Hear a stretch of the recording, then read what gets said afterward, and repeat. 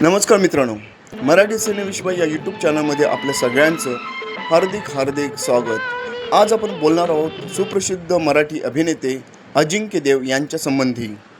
अजिंक्य देव हे मराठी आणि हिंदी चित्रपटातील एक दिग्गज अभिनेते आहेत.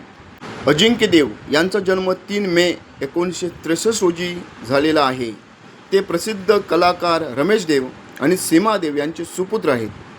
त्यांनी 1985 मध्ये अर्धांगी चित्रपटातून पदार्पण केले आणि सर्जा 1987 चित्रपटासाठी राष्ट्रीय पुरस्कार मिळवला.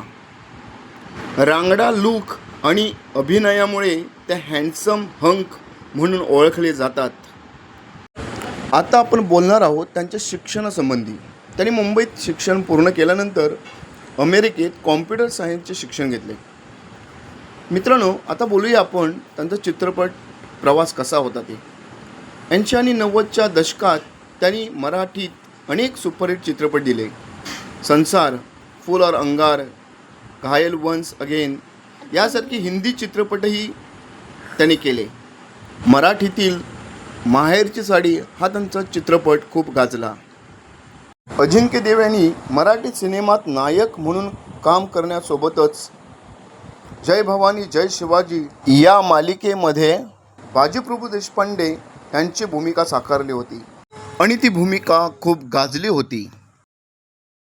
आता आपण बोलणार आहोत त्यांच्या सामाजिक कार्यासंबंधी. त्यांनी विशेष मुलांसाठी एक शाळा सुरू केली आहे, जिथे ते गरजू मुलांसाठी काम करतात.